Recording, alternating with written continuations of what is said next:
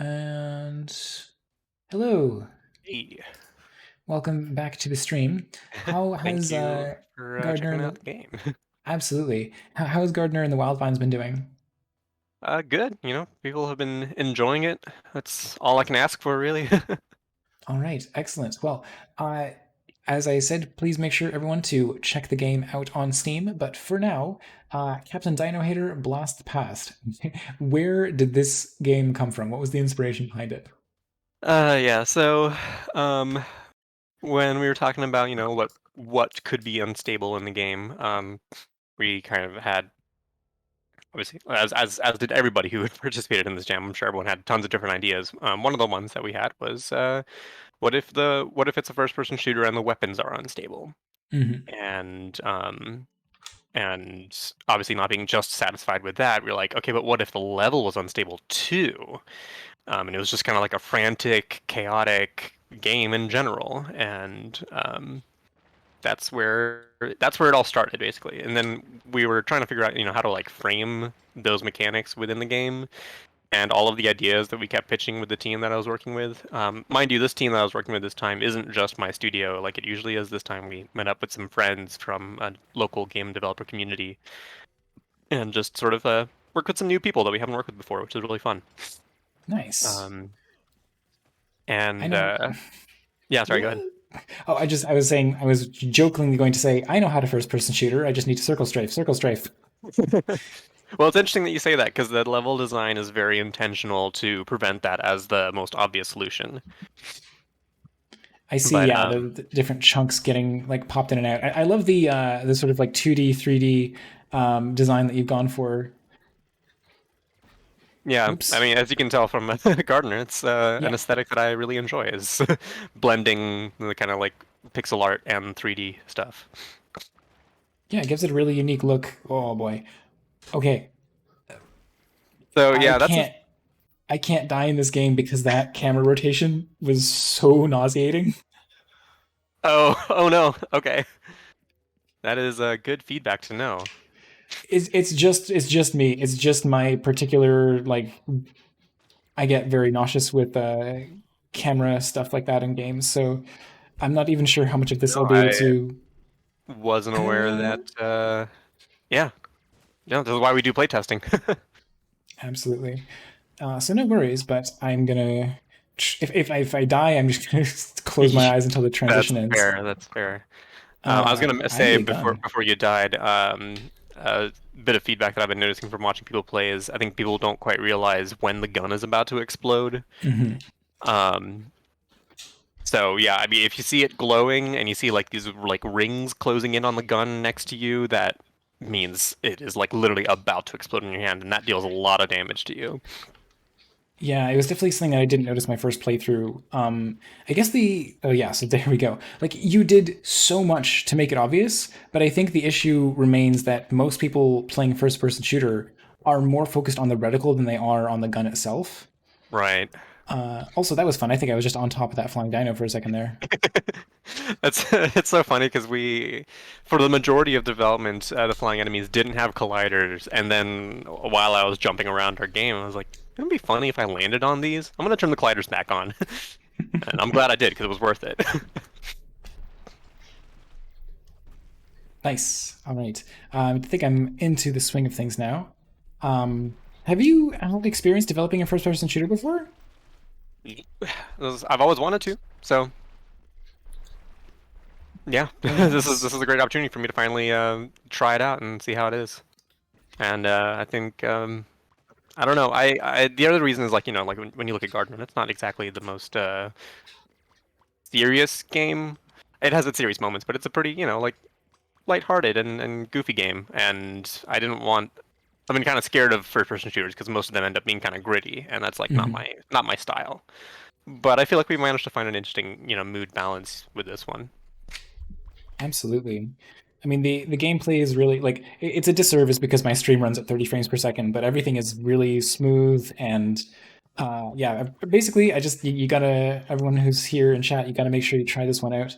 Um, whoa, it's definitely it feels like a lot to take in at first, and maybe you'll have a take a death like I did, and then things will really click for you. But I think I threw that gun prematurely, but that's okay. Just get a new one.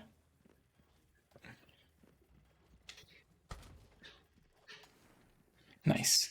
Oh, we've got a big dino here. Is there a actual end to the game, or is it endless? Unless it's just like a score attack thing, just play for as long as you can. Um, yeah, that was more of just like a, hey, it's a jam. We don't have the time to like build in proper objectives. So, Mm-hmm. but what we did do is the kind of platforms that spawn are on like a bit of a rotation, basically, Mm-hmm. like as you play. So as you go, you will find like new types of platforms, and even in the late game, some platforms have like hazards on them as well. Well, I can imagine it's probably very hard to run an interview while playing a game like this. you can sort of get into the flow of it. Like it's not so Mhm. bad. There are some games that are absolute kryptonite for me to try to like play and speak at the same time. But Yeah. I've played at least a few first person shooters before. I didn't even realize you could double jump. Yeah, so I'm not entirely uncomfortable with what's going on here. Although I do have to say, with some the frequency with which you have to, can I hold down the trigger? No, okay. The frequency with which you have to pull the trigger with some of these guns, it uh, it does make my index finger a little tired. Yeah. Um, I'd love the option to put that on one of the bumpers, perhaps, because that's just a little bit less intense. Or I could be playing with mouse and keyboard. I guess that's also on me. Yeah, I'll be honest, the gamepad functionality inclusion, I want to say it was last minute. It was not as well tested as the mouse inclusion. But regardless, the weapon you're holding right now in particular is the one that you can, do that thing where you can fire really quickly with, but Yeah. that's obviously a lot harder on gamepad than it is on a mouse. Oh boy. Okay. Yeah. Yeah, but just the and that is definitely like, someone who's gotten an elite controller or whatever would have the ability to reduce the pull on how far the trigger has to be moved. Um it's got a really great flow to the game, I have to say, like, oh, this one I can pull down. Nice. Yeah. Yeah, most of the guns, like even like the pistol and the shotgun, like those ones, you do have to fire individually, but they don't fire too fast anyway. So, Mhm. but yeah, no, I'm personally not a big fan of games that require you to like button mash anything in general. So, um, yeah, this is the hardest thing about jams is having to just sort of own up to like, yeah, I wish that could have been better. Absolutely. I mean, this is going to be true for every jam game project ever. I envy the person who says, "Yes, I'm 100% happy with my jam project. I think it's perfect, and I couldn't possibly improve on it." I'm suspicious of that person. I think that there's a way to have that attitude, even with issues. Like the right attitude is to have, you know what, I am happy of this. It's as good as it could have Oh, been, right? yeah, of course, of course. You're absolutely right. As I say, the only reason I'd be suspicious is because very specifically the way that I phrase that, insofar as like, really, Sure. you don't think there could be any changes? Right, right, yeah. That I is would fair. love to see a version of this where maybe you can sort of have a second weapon in reserve so that you're like always ready to swap to something once you've used like thrown away your current weapon. Whoops. Yeah, that would make a lot of sense for, those moments where you're just kind of frantically running around trying to hope for a random weapon drop. Only insofar as like sometimes you can end up going a little bit of time without finding something. Like I appreciate the and this is gonna explode even if I don't shoot it anymore. Okay. I thought that things would only increase the rate at which they were going to detonate if I didn't if I fired them. I didn't realize that they were actually going to get worse just as I held on to them. Yeah. Again, that was sort of like a challenging design decision we made of enforcing, really trying to like create like sorry, losing my train of thought. We were really inspired by like Doom and Doom Eternal and their like push forward combat design of just like, Hmm. hey, everything in this game is telling you don't stop fighting, right? And having the weapons instability increase over time in addition to when you shoot kind of like was part of that mentality. Yeah, absolutely. Um, So was the sort of the weapon durability at all inspired by Breath of the Wild? Uh, I mean, kind of in so far as that they both have it. It wasn't a particular thought that we had. I think it was just we just had this. Okay, no, actually, the one part that was inspired by Breath of the Wild specifically was the fact that they explode on impact, because that's like a Hmm. very fun part of Breath of the Wild is doing that specific action. Like, hey, the sword's about to break, so instead of like just swinging it one more time, anyways, let me just throw the sword instead, because then it's just gonna shatter on impact and it's gonna look cool. And so that's where the idea for just like throwing the gun and having it explode like that in this, fantastic nature was that's where that came from. Yeah, that's mostly what I meant. Like the Gotcha. idea of like weapons breaking after limited use. That's definitely been around. Oh, there's a fire bar. Nice. I must be making at least some progress. This is fun. I'm genuinely enjoying this. Yeah, I'm glad you are. All right. I hope more people in chat are inspired to give this a try for themselves, and they're not just going to take my word for it. Um, I mean, take my word for it that it's fun, and then try it yourself. And all right. But yeah, this is going to be the last interview. I'm going to push things a little bit longer because I want to make sure to give this its due. Um, how has the? Oh, okay. I got a lot of Nice. points from that. Yeah, that was awesome. Unfortunately, all those tasty, tasty health items are now in the sky, and I can't grab them. That little UI on the side that explains your score Mhm. was a bit of a last second addition. I'm really glad it made it in because when moments like that happen, it's super satisfying to just see the screen fill up with, like you did all this cool stuff like that. Like you'd hit up Absolutely. again. Oh, the other, you know what? Even you don't have to necessarily make it so the player can constantly hold two weapons, but it would be nice if the maybe like when you're not holding anything, guns get like a white beam above them. Oh, so it's yeah easier to see. Nice. That's a good Yep, idea. just something that draws your attention to them. Do only flying enemies drop health, or No, they all do. I think okay? you're noticing the ones from the flying enemies more. I think just like you said about the weapons having a line going up into the air, the health pickups can be kind of hard to notice sometimes. Mhm. They could probably use a similar type of visual. You could either do that or you could have some sort of shader effect where the it's always possible to see health as an outline, or not an outline, but you know what I mean, like Yeah. silhouette. A silhouette is always visible, something like that. I'm not sure if that would make sense. It might contribute to too much visual noise, especially if you have enemies that are the same color as the health silhouette. Uh, I mean, or we could go full Doom Eternal and just let you like lunge at enemies and then like eat their brains. But I feel like that might not match the tone of the game. okay, having not played Doom Eternal myself, if it's more like this, then I want to buy Doom Eternal. Well, in terms of gameplay, yeah, it's about this. It's about this frenetic and this fast-paced, which is, it's good. It's really good. It is like a lot of people complained about the weapon durability in Breath of the Wild, but I think that it's it works. It works here better than it did in Zelda. I'm giving you that compliment, just because it feels in pace with the combat to like constantly be dropping and picking up new guns. Um, Whereas in Breath of the Wild, you got to hold on to a weapon just long enough to where you got used to using it, and then you felt like, oh, I don't want this to break. I want this to last forever. Uh, but here, again, I'm definitely curious to see how Doom Eternal plays, given what I'm uh, experiencing here. But the nature of the game of just like using something and then throwing it and moving on to the next big thing, and then it's a really great gameplay loop. You guys have done a fantastic job.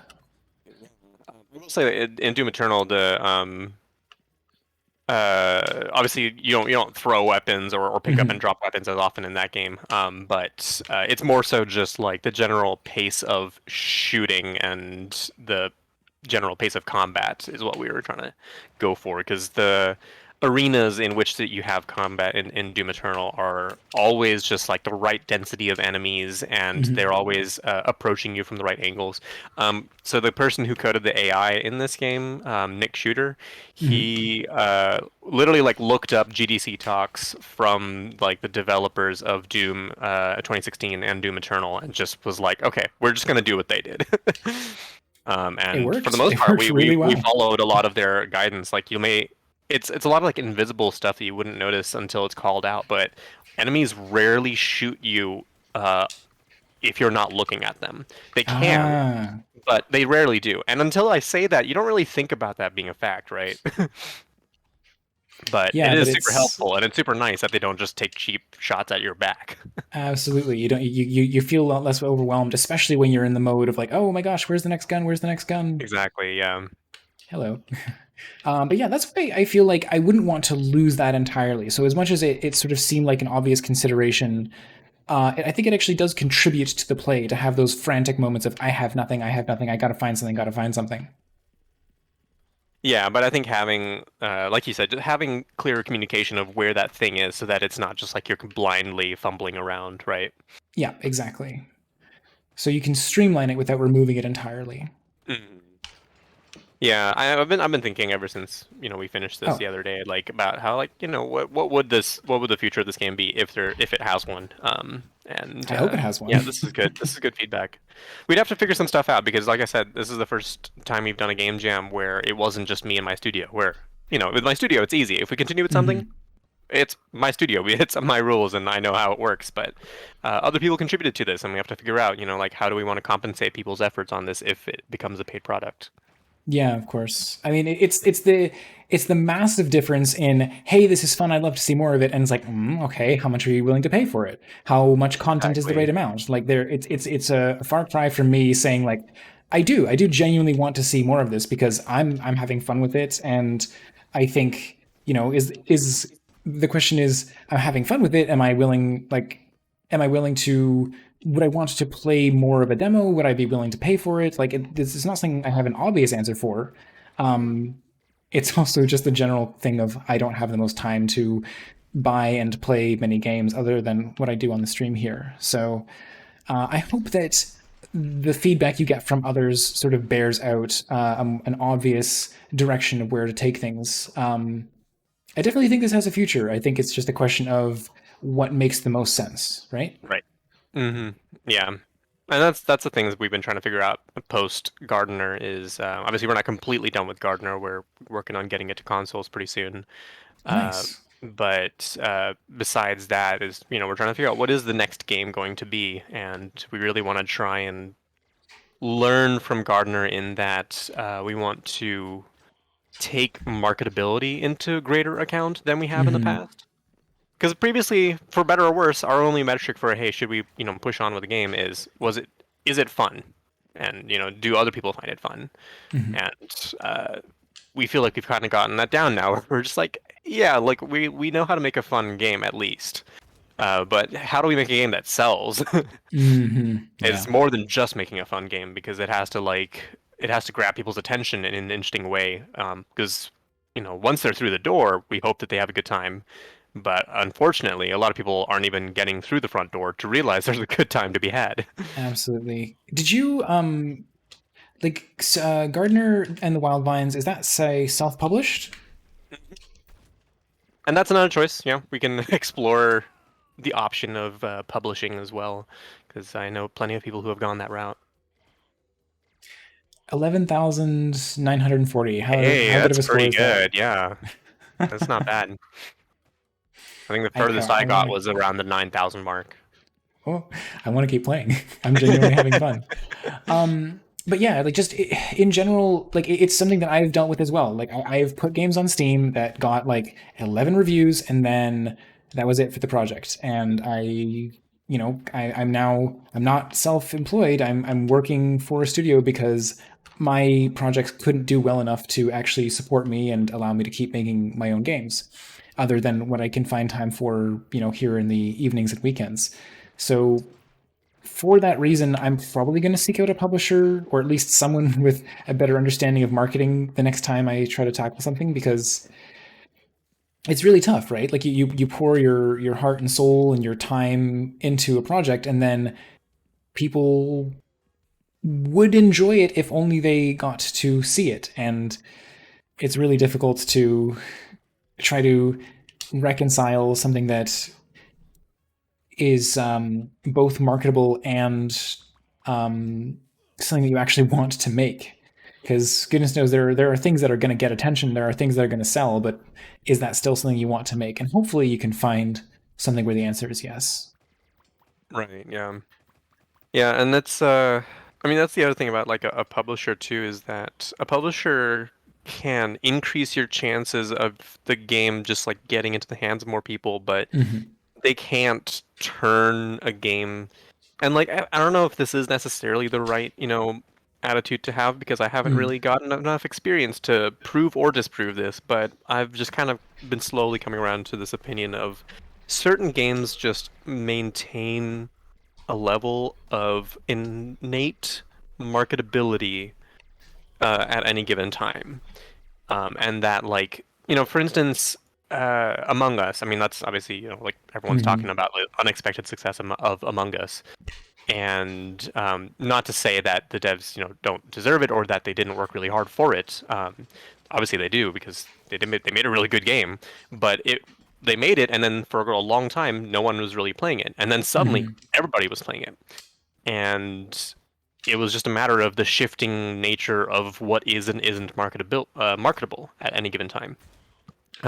It's hard to like predict that, uh, but that's why big companies have entire marketing teams that are spending all their time and hours just looking at, hey, what's popular on Twitter lately? What kind of trends are they seeing in movies? Like, hey, if we add space to the theme of this game, is that going to make it sell Mm-hmm. better? And they have those answers because they have the budget to have those answers. Yeah, very, and that's where I was getting back to the idea of like, can you is the thing that you are making going to be marketable? Like, is the thing that you want to make going to be marketable? And do you want to modify your vision just to meet those metrics? And can you hold true to your original vision? Like, it's Yeah. tough. hmm Yeah. There's no easy answers for indies when your budget is so tight. I think the one thing that this is the sort of mentality behind the whole indie apocalypse, right? Is that how on earth can small projects compete when there's just so many projects coming out and so many things vying for people's times? Like how many games just got made as a part of this particular jam, right? Like there's just infinite play out there, and I think there's always going to be small games that are hobby projects, but the chances of them actually uh, getting noticed and reaching a large audience, like there has to be a balance between the amount of time and effort put into these small projects, because there's no guarantee that you're going to be the next Among Us or the next short hike, and people are actually going to notice your small project unless the stars align. Like people who are aspiring developers should really not be looking at those kind of games and assuming, oh, okay, well, they did it. Certainly I can Yeah. too. It's like, you can't expect that. You can't hope for that, because you're probably just going to end up getting disappointed at the end of the day when you put in just as much effort as these people and you didn't have the right context. You didn't have the right, moment in the cultural zeitgeist to take advantage of what it was that made these games shine. And because it Yeah. takes so much more than just, hey, I made a good game. It's, hey, I made a good game and I got it in front of the right audience, and uh, I knew the right way to market it myself. And yeah, it's tough. I don't need to tell you this specifically, but I Yeah. guess I'm more saying it to the those who are watching. I mean, hey, it helps, to just sort of share in the frustration sometimes with fellow developers of just, yeah, it's tough, and we're Hmm. all in the trenches together. Very much so. All right. Well, I honestly could just keep playing this, but I think at some point I have to call it and bring the stream to an end. So let's go out in a blaze of glory here. Let's grab something and try to take as many of these darn dinos with me as possible. Kicks only for a little bit. See how long you can last with only kicks. Uh, Wait. Oh, you can kick? Oh yeah, throw your gun and then use that same button, and you'll kick when you don't have a gun in your hand. Okay, Oh, never mind. no, no, no, I accept that took as an intentional death there because, as I said, I could just be playing this forever. Oh, fair. I did realize that I was doing something in some cases when I was like pulling the trigger. And by the way, that's on me. I realized I could just be pressing the bumpers the entire time. It works. They both work. Oh, they do? I didn't even remember that they both worked. But yeah, they absolutely do. Yes, Spike Studios. Holy cow! I was so enthralled with the game. It is called Captain Dinohater. See if you can beat my score of 11,940. And I will drop the link in chat once more. Oh, I see. You already took care of it. Thank you. But yeah, wow, that was a lot of fun, and I'm glad that we could talk about the game, talk a little bit Yeah. about the state of the Go off uh, on some fun tangents. indie condition. But yeah, as always, I look forward to trying anything that you guys put together, and thank you so much for joining me on the call. Yeah, thanks for having me. It's always a pleasure chatting with you, Gabriel. Absolutely. And just once more, I think I just closed the link, but I'm going to make sure that people take a look at uh, The Gardener and the Wild Vines. Make sure to drop that in there so that people go and give it a look. Because, as I said, there is a demo that you can grab yourself. And yeah, make sure to check it out. So, thank you once again for joining me and have a good evening. I'll be streaming some Ludendura games tomorrow probably as well, so I'm gonna try yours out tomorrow if you get a chance and you wanna stop by. Yeah, I'd love to. All right. Cool. See It ya. really depends on what time you're streaming, but Don't even know yet, so okay. Well, I'll keep an eye out and maybe ping me on Discord and I'll hop sure. over. All right. Sounds good. All Talk to you right. later then. See ya. Bye bye.